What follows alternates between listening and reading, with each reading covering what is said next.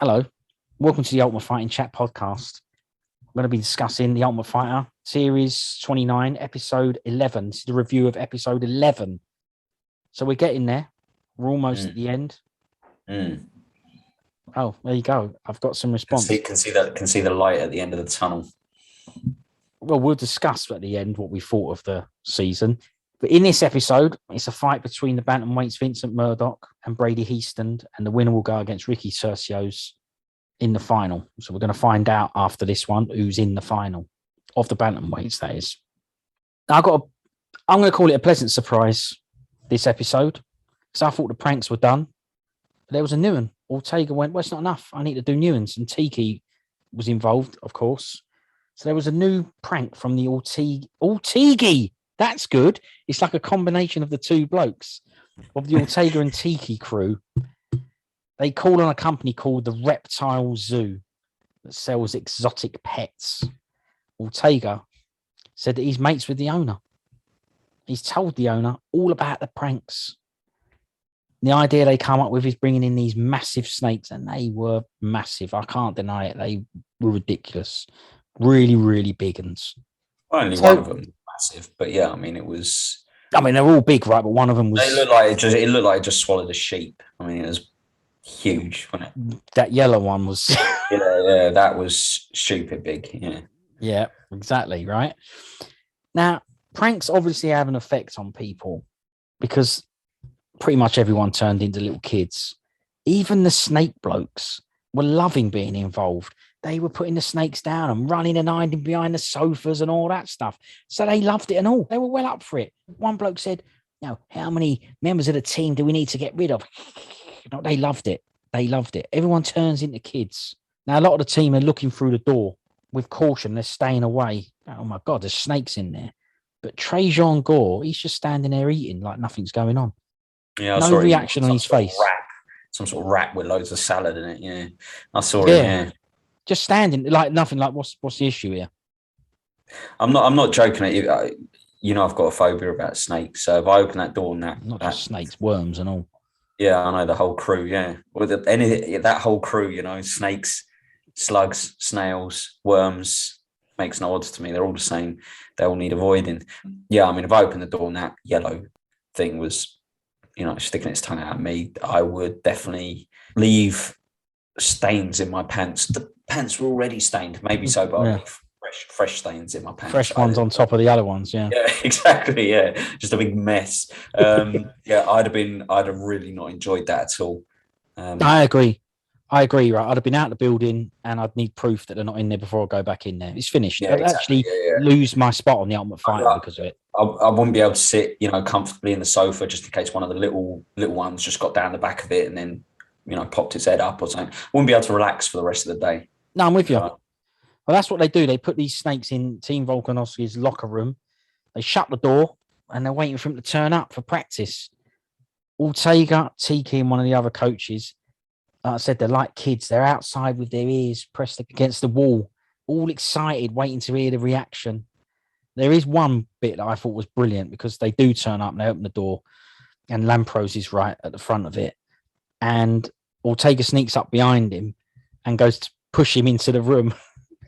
and it's brilliant because he's not expecting that. He's in control, isn't he? You think about it, he's standing there looking at the snakes, and at the moment he's in control, as in, oh my God, I don't want to go any closer. And then someone comes up behind him, Ortega, and pushes him, and he gets all scared, grips onto the door frame and everything. Like, I can't. Get me away from it. But it's totally understandable, right? To stop himself going in, he grips onto the door. But I'd have gone mad. I'd have been out there. You wouldn't have even got me in there. And these pranks are supposed to get under Volkanovski's skin. But he liked it. He actually said it was fun. So again, these pranks ain't working. I mean, he loves them. He absolutely loves it. They put that massive yellow snake that we mentioned, that goes round his neck. And Ortega is killing himself laughing. He's bent over in stitches in the hallway. He absolutely loves this stuff, doesn't he? It makes me think he's brilliant. I like the Ortega prank version and Volkanovski. I actually like both of them. What do you think of it as a prank? Yes, it's better than putting a load of clocks on the wall. The same shot. I'm sure I've seen this shot now about 5 or 6 times. in The Ultimate Fighter, maybe it should appear as a flashback, is the coach laughing his head off at a prank and Tiki with his hand on the coach's shoulder laughing as well.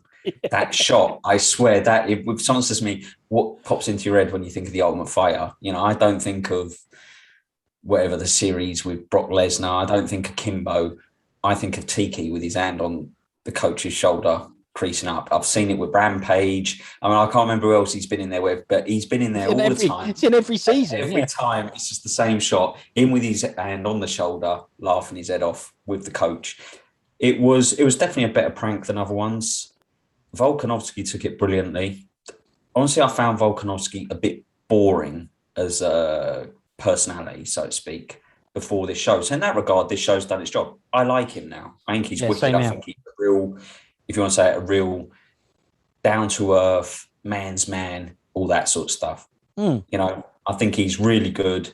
I reckon he'd be a brilliant teammate, a brilliant coach, a brilliant everything. I think he's good. Yeah.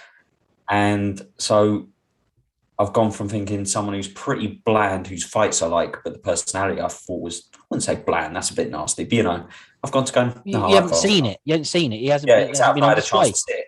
Yeah. And now I'm like, he's brilliant. He was wicked. He had that big snake crushing around his neck and grabbing it by the throat. I mean, that thing was flipping massive. That was ridiculous. I mean, in England, we don't really get snakes, right? We get the odd adder, or apparently, or something. Grass I've seen snakes. one snake in my life. Yeah, grass snakes. I've seen one snake in my life in England, like a real snake. Yeah, I've definitely seen one once. I can't remember of another time. What, like out in the wild? Yeah. Yeah, I've seen one. There used to be a woods near where I lived. I was walking through there, and this snake just shot out of like the bushes or whatever. And you know, I left a little mark in my pants that day and all. And this thing, comparatively speaking, was the size of a pencil or something, like a microcosm. You know, oh, nice, that's big, isn't it? You know, I don't know, something tiny. I mean, just like some sort of little bit of bacteria, some sort of like nano cell. I mean, this thing was nothing, and it still made me poo my pants. This big yellow thing, I'm telling you now, I'd have been out of the building. Simple as that. I couldn't have handled it. Do you think that the one in the woods was Richard Woods that you saw? Do you think that was the start, the catalyst for the fear of these things, or was it before that? I'd already. I think I told you before. The reason I got a bit scared of them, I think, from a young age, was Indiana Jones. That's right. I do remember you saying that. Yeah. It's in Raiders of the Lost Ark. Yeah, he's scared of them, and I just didn't like the look of them and all that. But always, no, it wasn't. It was Raiders of the Lost Ark, and it was the thing coming out of the toilet up your crack. No, that was why I always used to have stains in my pants. I was scared of going to the toilet. Oh yeah, because you didn't want to go to the toilet. Yeah, that's right. Yeah. The other snake one was James Bond, Live and Let Die. Yeah, that's the voodoo film, right? Yeah. It is bad. That in the bed and all that, snakes in the bed. Yeah, that's horrible. That. Yeah. Listen, fair enough. Right, maybe Volkanovski hasn't watched Live and Let Die. Maybe that's why he's all relaxed around them. Maybe he ain't. Yeah, so it was all right, wasn't it? That prank, a bit of a laugh. This is normally more than 2 pranks. I mean, I couldn't believe it. It depends who the coaches are. I suppose it does. Yeah. I don't think Volkanovski's going to have time to get one back though, because we've only got one more episode left, haven't we? That's right. Yeah. I'm going to just quickly jump in here. The other week we were talking about the flashbacks. If I was doing one of the flashbacks, because all these ones they've been doing they're too long. They're just not really flashbacks. One of the ones that is probably one of my favourite moments in TUF history is when Rampage was doing the impression of Rashad getting knocked out by Lyoto Machida. That's brilliant. It's brilliant. The leg goes back and folded his leg back and everything. Ever in TV when he's on the floor like suffocating like a fish after he got. And Rashad's got to just stand there and take it because he knows it's a brilliant impression. That's one of my favourite ever flashbacks. I swear Tiki is in the background on that. 100%. But you can see on Rashad's face, he starts, sort of laughing with it as if to say, yeah, all right. You've definitely done me here for sure. What can you do? What can you do about it? I actually liked both of them. I liked that season because you had the bits where Rashad was saying to him, "Oh, whiny little rampage," and all that. There was loads of good ones facing up to each other and all that. It was good. They were good. They were both They good. were good coaches, yeah. But yeah, you're right. That is a good one. The leg cracked back and all that. Quite nasty. I'm going to watch it after this. I'm going to go back and rewatch it. Brilliant moment. A special guest, Donald Cerrone, makes an appearance at Team Volkanovski's training session. He actually introduces himself on the screen. He comes up and says, "Hello, I'm Cowboy Cerrone." He don't even bother with Donald. I mean, he's agreed it. Yeah, even he's forgotten his first name. Yeah. His name's Cowboy Cerrone. It seems if you call yourself Cowboy, everyone forgets your first name because it's Cowboy Oliveira. Yeah. No one remembers. What is his first name? Is it Alex or something? Yeah, Alex, yeah. See, we're not even sure. And we've watched every fight he's had. So wow. Yeah. Well, look, Cerrone, as we know, is a real veteran of the sport. However, he gives the team a pep talk chat thing. And, the overriding message was to enjoy the journey. Let's just say that. He could do with some pointers from Tercios on inspiring chats. That's what I'm going to say. Right. Oh, did ya? Nah, it was all over the place. It was a bit all over the place. It was definitely not pre-rehearsed. That's why I thought it was all right. And that's the true. Other thing is, I agreed with what he said, where he said, like, just enjoy the journey. But because he was saying stuff like, you might be in a training room training with someone, and that guy might go on to be someone special. And you can go, I trained with that guy. That could be the next John Jones. It could be the next. And I quite like the sentiment of it, of just, look, let things, he said you might end up here or you might be in the middle. Yeah. Just don't matter. Just enjoy your journey. If you go for a fight camp and your fight gets called off, don't cry about it. Just go, well, that's part of it. That's part of the journey. Yeah, listen. It's brilliant. The sentiment were brilliant. That's right. Yeah. It's just the delivery. That's because I don't think he pre-planned it. And Volkanovski said he was just in the performance. Yeah. 2 minutes. He probably just said, "Here, Don, come." He wouldn't have said Don because no one remembers that anymore. He said, "Here, Cowboy, can you come and have a chat?" And he was like, "All right." But I'll tell you what, his beard with that shaved head looks crap. Right. Okay. Well, first off, I do agree with you that you've made him sound brilliant now because, like you say, it was a natural, off-the-cuff chat that he just had to make up on the spot. He weren't prepared for it. But I thought that all blokes with beards, that was the style. I thought that always looks good. But I was the same. I was like, oh, brilliant. He's got a bald head and a massive beard. Brilliant. I was looking, going, it don't really look that good. Why? I thought that was that's the look, innit? Why weren't it good? Because it didn't look very good. No, and they showed highlights of his career, and there's loads where he's, just popping up and down before a fight, or when he choked out Barboza, one of my favourite finishes, because that was just real violence. I've knocked you down, now I'm going to choke you out. It was brilliant. That he looks amazing, doesn't he? Shaved head, bod. He looked wicked in all those clips, and then they cut back to him, and I just went, "Oh, he looks a bit rough." It looks like he spent the last couple of years on a park bench. He just didn't look very good, and I think it's because the beard just needed tightening up a bit. I think it was a bit scraggy. Well, we've just agreed that he's all natural, though. The chats were natural, the beard's natural. Yeah, I know, but he probably should have tightened it up a little bit. Because I think that's what made him look a bit... Because I do actually think he looks good. He's got a good face, he's got a wicked bod, all that stuff. But he just looked... He looks a bit rough. Well, maybe he don't want to be all groomed. Oh, it's definitely not his style. I definitely can't imagine him going into a barber's and saying, shave tram lines into my beard. I can't imagine he's that kind of bloke. I'm just saying, it wasn't my favourite cowboy look. It's a bit like that. But there weren't very much in that scene. I was expecting some training and stuff. I suppose it's because they chose to, Craig said, let's roll. And they started rolling about. So, whatever. Just thought it would have been a bit better, that scene, but there you go. Anyway, a few of the boys, they're having chats in the house. We like these scenes where the boys are having chats. These are the bits that DeFranco pulls out. From the thousands of hours of footage, he pulls them out. And they're discussing Vincent Murdock and his brain surgery and that he used to be signed with the UFC. And Battles didn't know anything about it. And Raposo looked well pleased with himself for having some info to share. Oh, you didn't know that? He said. He was all excited about it. He knew stuff and he could get back on the show with chats. He's out of the show, but he's back on it. I can do chats. but Hiestand ruined it a bit and took over with the story. So I only got a tiny little section in the end, and Hiestand polished it all off. Yeah, because he had all the technical details, didn't he? He did. Raposo just had some brain SHIT going on, and Hiestand was like, the arteries ain't big enough, and he get blazed out if he gets punched in the head. And it's like, all right, well, like you say, he finished it off. Know it all. No, Ryder knew what to do in that situation. He walked off and I don't know nothing about this. I'm out of here. Left it to them two, and Raposo, the shine was taken off him, so he's back out of it.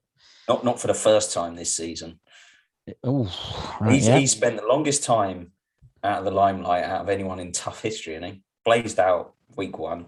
Yeah, can't even get a little slot talking about somebody's brain problems. You know what I mean? He definitely got cut out of that. Murdock, he has a chat with his coaches about what happened to him and how he feels about it. And I have to say, I think it's pretty brave, isn't it, to be told you can't fight because any trauma to your brain can be fatal. Have surgery to fix it and get back in there once all cleared. Don't you think that's pretty brave, no? I did think, wouldn't that always be lurking in the back of your psyche somewhere? Yeah, I do think it's shows something about his mental fortitude, so to speak. It's unbelievable. But, you're going to get hit, didn't you? You're going to try not to get hit. Yeah. But I'm going to get hit, and I've been told if I get hit. No, they said they fixed it, but it just goes to show you've got to be a certain breed, innit? Because forget it. I can't do this. I tried, can't do it. So it's with Anderson Silva when his leg got smashed by Weidman. I don't care that the doctors go, don't worry, we've screwed it all back together. Your leg's all fine. It still takes a hell of a strong psychology to go in there and kick again. Of course it does, yeah. So, what I didn't like, though, is I hate it when people go, nobody wants this as much as me, or nobody's been through as much as me. I'm going to go out there and take no one's been through it. It's like, oh, shut up. You don't know everybody's personal story and all this kind of stuff. I really hate those chats when people go, and Murdock done those. And I understand why, because he has had something, let's be honest, really kind of quite severe, a severe obstacle put in his path. But, don't tell me you want it more than me, or don't tell me that you've had it harder than me and all that kind of stuff. It just pisses me off, that chat. You can't know it, so why say it? Because even if a bloke ain't had any struggles, it don't mean he don't want it any less, does he? No, of course not. So, I agree. It is a bit crap saying he wants it more than anyone else. But there is something to be said for it, right? What was that? I said, sod off, Murdock, you arrogant fart. Yeah, thanks for clearing that up. Yeah. Well, in his fight prep, they're concentrating on cardio and recovery, which I think is smart, because we've said plenty of times before that it's one of the best weapons you can have, especially against his upcoming opponent, Hiestand, as he likes doing the slug move and laying on you. So I think it was a good idea.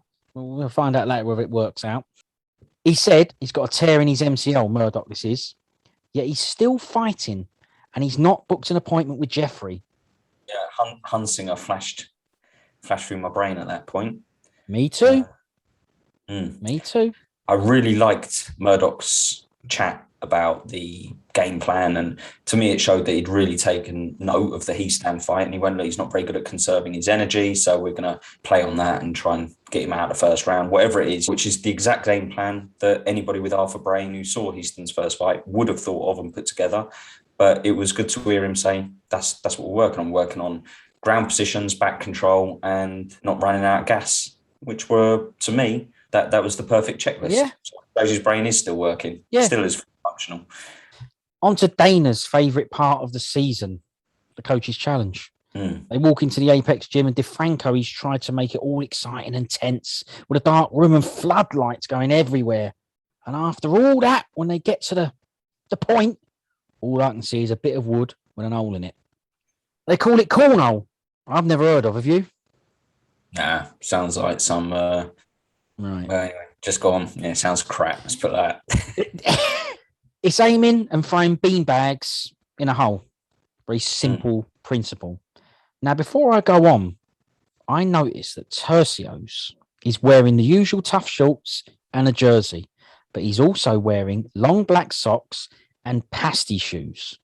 Beige suede loafers. No joke. What's that all about? Maybe his feet are injured and these are all soft. You can't feel them on his feet. Did you see him? Oh, I don't remember. Oh, mate. it's such a shame for the listeners that we're not going to be able to put content in for a bit, because I put a shot of them up. Terrible. They looked all weird. Everyone else is wearing trainers or sliders, and he's wearing pasties. All them soft ones, the shoes when you look at them make you feel moccasins. sick. Yeah. Oh, no, no, actually not that bad. Yeah. Similar. They didn't have tassels hanging off. Blimey hell, yeah. Moccasins. Not even the name of them. They're bad, aren't they? Them. The rules of this game, then, this corn dog or whatever it's called. 1 point for hitting the board, 3 points for getting it in the hole. But to get the points, you've got to outscore the opponents. You can't get the same score, or you both get nothing and you have to start again. The winner gets 10 G's, and each team member gets 1,500 quid each. So quite a good prize, I thought. Better than sushi. There's some more Toyo Tire Styles advertising, but this time from Howlerhead printed on the board. So I've just helped with that advertising as well, as we know how far our show reaches. I've no idea why there's a UFC ring girl there. She says absolutely nothing. And just there always is, though, there always is holding the cash. It's always a bit of totty. There is. It's true. There always is. If there's one thing that's better than 10 G's, it's 10 G's being held by a woman in skimpy outfit and her knockers crushed together. Don't get much better than that. Well, I guess that's why they do it then. I wasn't sure. I've been enlightened. You've told me why. And to be honest, now you've put it like that. Yeah, brilliant. Absolutely brilliant. Worth paying her for it, wasn't it, to turn up? Exactly, yeah. Ortega states before it starts that he grew up playing this sort of thing, so it's not going to be any issue. He can handle this. Whereas Volkanovski's all like, never heard of it. First few goes, they got the same score, so it cancelled each other out. Ortega finally gets ahead with 6-0 up. This is how exciting this is. 6-0 up. Whoa! All right, sorry, go on. It's exciting, right? 6-0 up. No. Volkanovski, he does a comeback and he ties it. It's now 6-all. Gilmore, at this stage, he's having a snooze in the front row because he's all loaded with beer. So, And Henna Gracie, he's standing right by this hole, going nuts whenever Ortega gets it in. So he's well into it and all. It was back and forth on the scores for a bit, but Ortega ended up winning 21-11. Exciting. Have I made it sound exciting? Now, that's exactly what I was going to say to you. You're doing the same as the show tried to do, which was try and make it exciting or entertaining. But it was just 10 minutes of really boring content. People throwing a little beanbag around. I mean, don't get me wrong. If me and you met up now and you said, look, I've got this new corn dog, did you say, or cornhole game or something? If you said that, I think, yeah. Then Brooklyn came out the back with 10 G's in her hand. Brilliant. I'd go, fantastic. What a night, right? Yeah. But that's only because I'm taking part. To watch it, sod that. And they made it last that took about 10, 15 minutes this episode. And Dana said, the coach's challenge is always my favourite part of every series. Maybe not this series. Well, funnily enough, he alluded to that as well, if you remember, because when they kept cancelling each other out with these rules of cancelling each other out, it got to start again. Even he said, I think we're going to be here for a bit.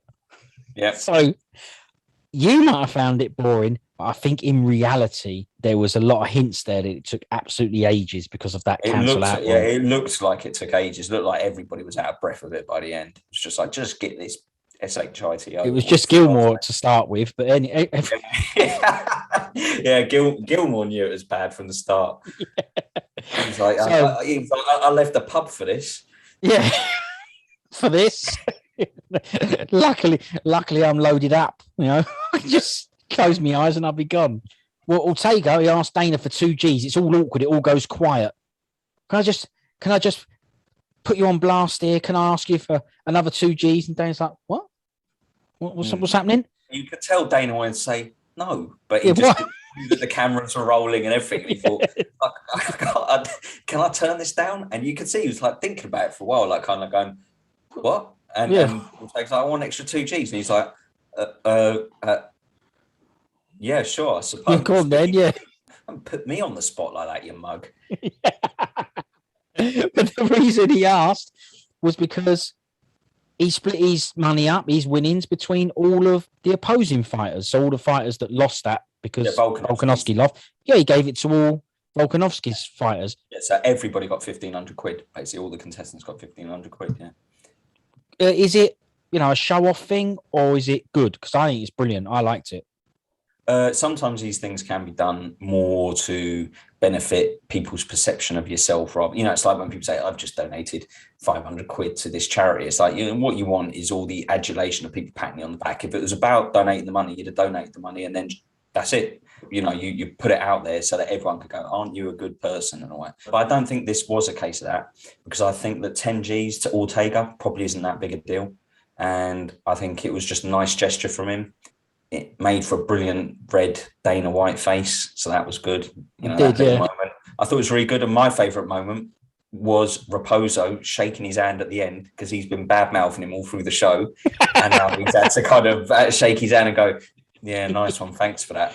And it did make me think that. It did make me think there's no way that Raposo now, who has been saying like he thinks Ortega's a bit fake and all that, there's no way now that he will think that. He will definitely go, all right, maybe I got this guy wrong. Yeah, maybe I got this guy wrong. So, and I'm sure that Ortega could not give two hoots about what Raposo thinks about him. So I don't think he'd done it for the adulation or the pats on the back. I think he'd done it just because it was a nice thing to do. And 10 G's ain't going to change his life, but 1,500 quid for these fighters starting out does make a difference. So of course it does. I thought it was wicked of Ortega. It was, because he could have split his winnings with his own team and given 3 G's each or something. He could have done that. But maybe it would have been better if he didn't do the Dana White bit and just went, "I'll tell you what, guys, I'm going to add 2 G's to this," and then split it between you guys. And then let Dana step in and go, "Don't be silly, Brian. We'll take care of that." He didn't think of it. He didn't think of it, probably. That's all. But instead, he thought, the way he asked him, "Can I have two G's?" It's just it's like, when you go to you might go to your dad or something. Go. "Can I have a couple of quid?" I don't know, you're down the fairgrounds. That's what it's like. It's like, "Can I have $2,000?" He didn't say what it was for. He just went, "No. Can I have $2,000?" You have to say, "Can I have $2,000 because I want to give it to these guys?" Then Dana might have gone, "All right, yeah, of course, no worries." But he didn't. He just went, "Can I have $2,000?"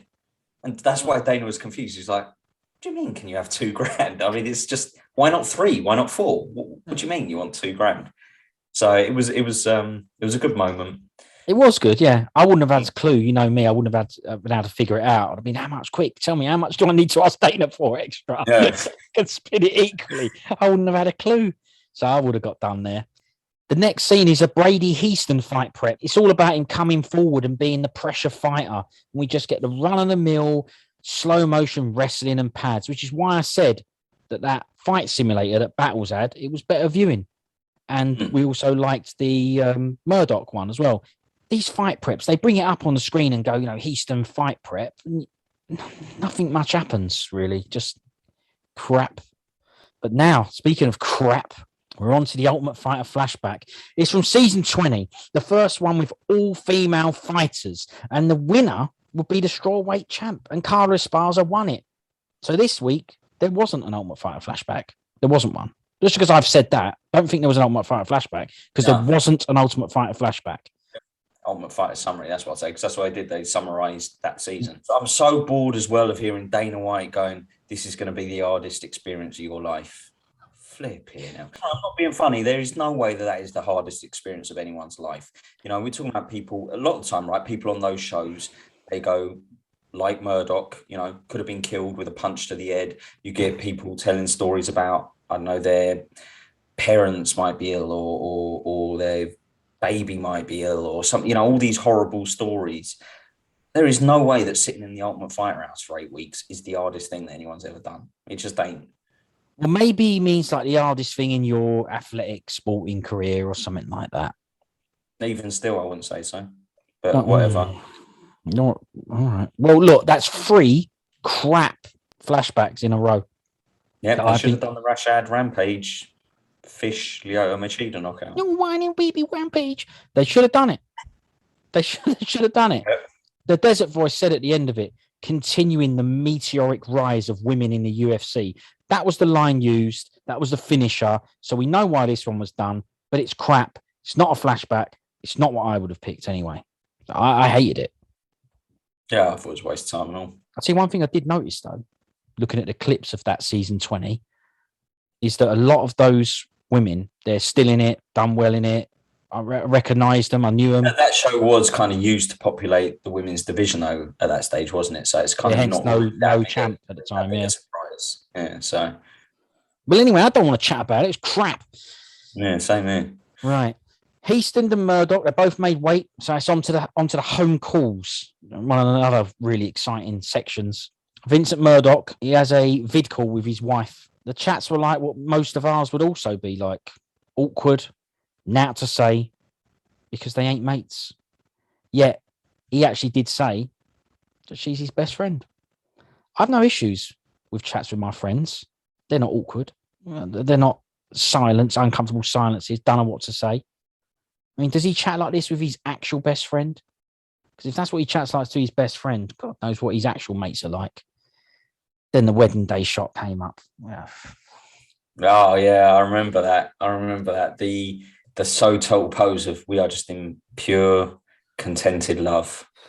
That's what it was, wasn't it? Both of them sort of just standing with their foreheads on each other with their eyes closed, just dreaming of the next 50 years. Little do they know that in about 30 years, they're going to hate the hell out of each other, not want to see each other anymore, not talk to each other, blank each other, accuse each other of destroying their lives. But, you know, at that moment, someone caught it. Pure contentment.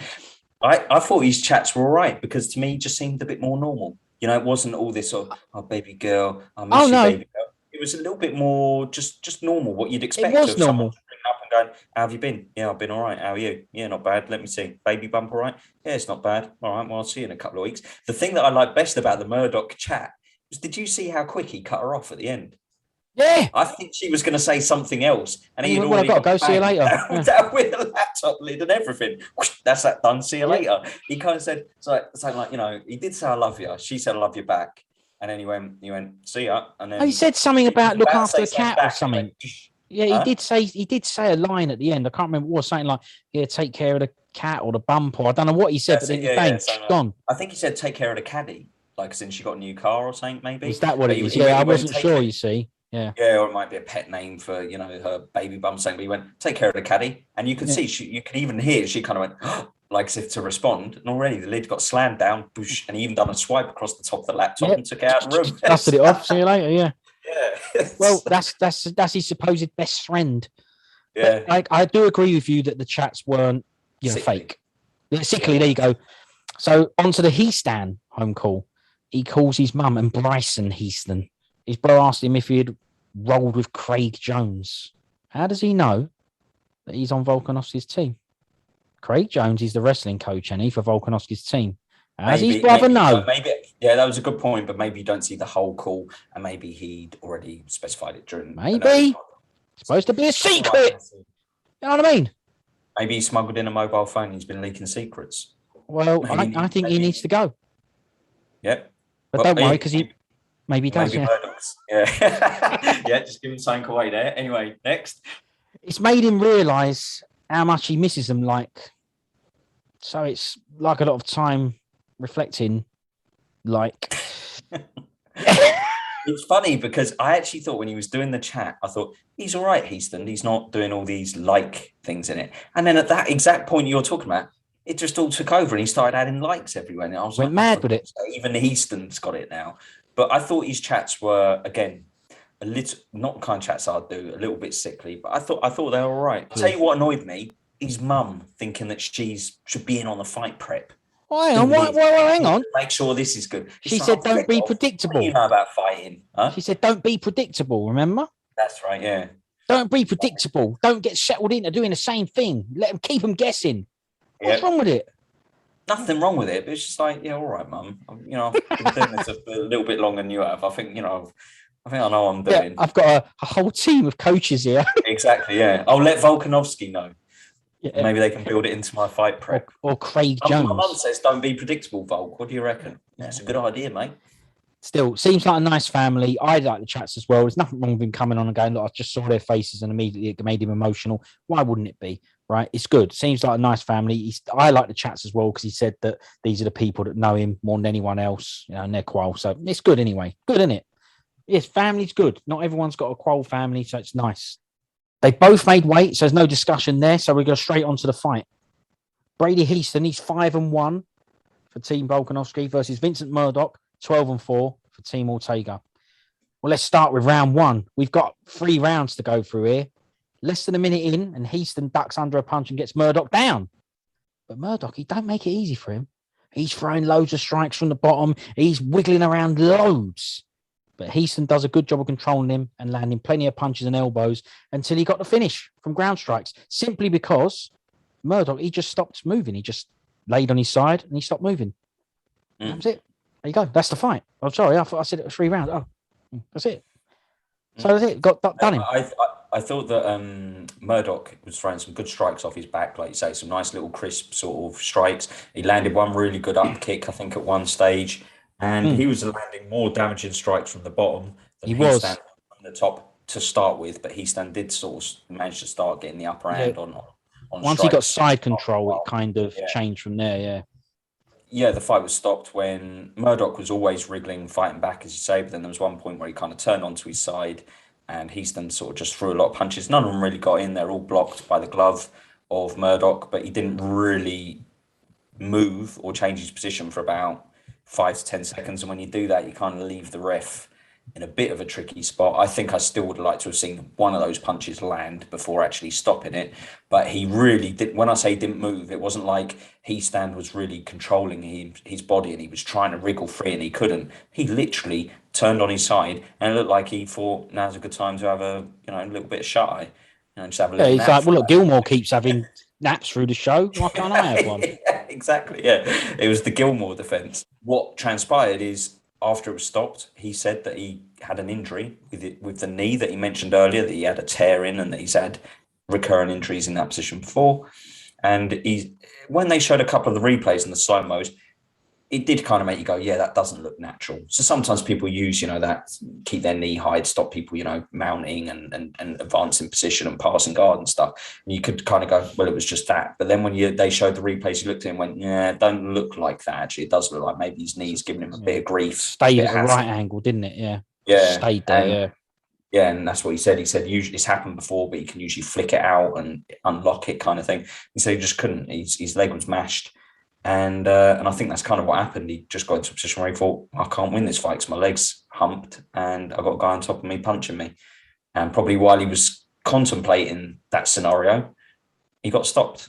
If you actually look when he gets stopped, the second he gets stopped, if you look in the background when Hiestand walks off, if you look at Murdock on the ground, he immediately looks at that knee. So I don't think he's making it up or making an excuse. The second that Hiestand gets off him, Murdock does a grimace and looks at that knee and then obviously kind of hobbles onto that stool.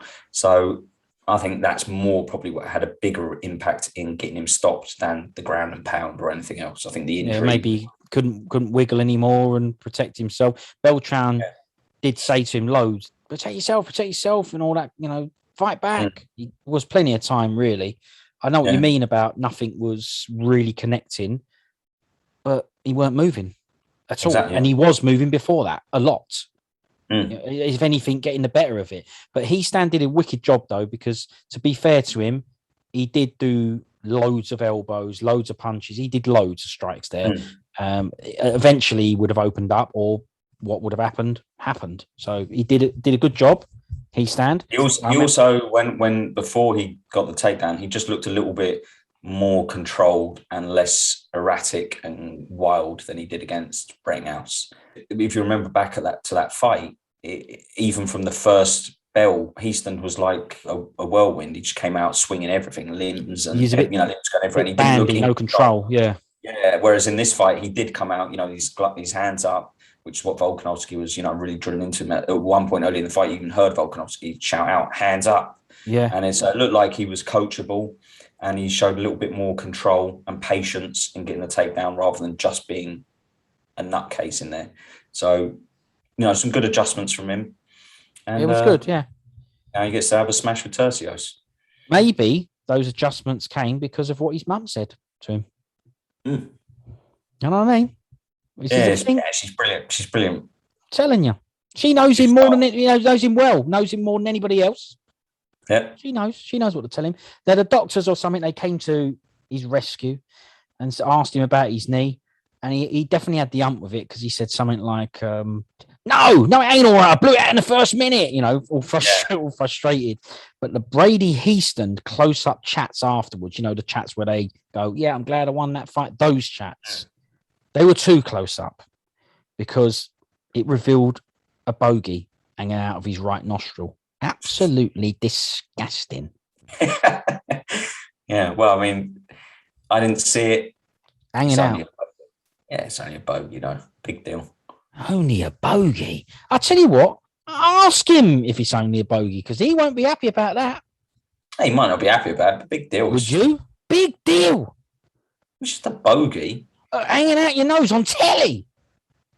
Yeah, I'm not saying that I would. That he's I'll be like, look, it's the biggest moment of my career. I want a booger hanging out my nose. I get it that it's not great, but I also wouldn't be like that devastated over it. I'd feel worse if I had a big spot in the middle of my nose or something like that. That would annoy me more than a bit of bogey hanging out my nose. You'd never be on telly if that's the case. Exactly, yeah. Or the makeup lady would have a hell of a task, yeah. What I'm saying is, right, that the Franco could have done him a favour there and gone, just whoa, pause it. We're supposed to be fly on the wall, but just hang on, pause it. Get rid of that, and then we'll, have some self-respect. Yeah, yeah, you filthy git. Yeah. Anyway, considering that this has happened, I'd say it's quite interesting scenario. So we've had the Miles Hunsinger earlier in the season not fight because of a knee injury, and we had a chat about this at the time, and he made a decision. Although the doctor cleared him to fight, yes, the knee injury could have got worse when he went into the fight, but he cleared him to fight. And as Dana said, he chose not to. And we said at the time, we think he's burnt his bridges, probably a bad idea, but we never knew what would happen because he didn't do it. He could have gone in there and had a serious injury, God knows what, right? But now we've had another example. Now, at the end of this fight between Hiestand and Murdock, Dana said, I thought this fight was going to be a lot more competitive, but that's what can happen in this sport. So what are we saying? What are we saying now that we've had a person in Vincent Murdock, a fighter, go in with a known knee injury and choose to fight, which is the opposite of what Miles Hunsinger did. Miles Hunsinger is off the show and got sent home because he was out of competition because he couldn't fight. And Murdock went in and fought and lost convincingly, quickly in the first round. So now, given those scenarios, what are your thoughts on it? Just want to know what you think about the two scenarios because it's pretty interesting that within the same season, we've had both examples. One pulling out, not fighting, and another one going, well, I'm going to fight no matter what, and then losing. Well, I think it's difficult to compare them because they're slightly different, as in Hunsinger has proved nothing on that show, whereas Murdock has actually had a fight and won. Good point. And also Murdock was also on the verge of the UFC before his brain issue was diagnosed. So another good point. I can't do a like-for-like comparison. However, put quite simply, when there is the finale, I'm 99, provided everybody is healthy and injury-free, I'm 99% sure that Murdock will get a fight on the Ultimate Fight finale card and Hunsinger definitely won't. Says it all, doesn't it? Yeah. And we probably think that if Hunsinger had chosen to fight, win or lose, he probably would have got another shot. That's what we think. Yeah, I mean, provided, again, he was injury-free, I think he would have got a shot. The facts are, Dana's pretty made it, he's the boss man. He's made it pretty clear, right, that he likes people that make the walk. And if you don't make the walk, like you said the other day, you burn your bridges. So I think Hunsinger's probably poured loads of gasoline and put loads of TNT and dynamite all round his bridge. Spaghetti Western himself. High heaven. Whereas Murdock, I think he'll definitely get him shot. And besides Murdock, he looks like a pretty tidy, decent, well-skilled fighter as well, doesn't he? So that's why they're hard to compare. We don't know anything about Hunsinger. So as far as I'm concerned, why would Dana take the chance or take the risk and give that guy a fight? I think Hunsinger really hasn't done himself any favours, and I think it's a shame because I think he was between a rock and a hard place. But I wonder if he watched that and went, that's what I didn't do. Very good points. Yep, didn't think of those. Yeah, well, there you go. Well, that's that. That's the end of it. And the preview for the next episode, it shows them having a barbecue and swimming in the pool. Very exciting stuff to look forward to. Do you not think? Oh yeah. With madness, wasn't it? Cooking steaks and swimming and Yeah. splashing around and sitting in the sun and having beers with Gilmore. Yeah. So that was the preview to get me excited. Apart from the fight will be the middleweights, Trajan Gore and Gilbert Urbina. And the winner of that will face Brian Battle.